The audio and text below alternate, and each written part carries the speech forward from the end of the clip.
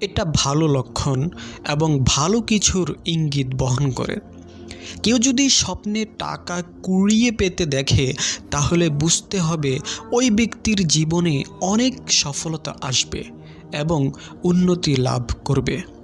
কেউ যদি স্বপ্নে টাকা পয়সা দান করতে দেখে, তাহলে স্বপ্ন দর্শনকারী কোনো বিষয়ে সঠিক সিদ্ধান্ত গ্রহণ করবে।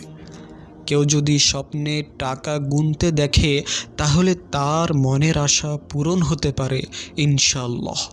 কেউ যদি স্বপ্নে টাকা ঋণ দিতে দেখে, তাহলে স্বপ্ন দর্শনকারী ঝগড়া বা মারামারিতে লিপ্ত হতে পারে।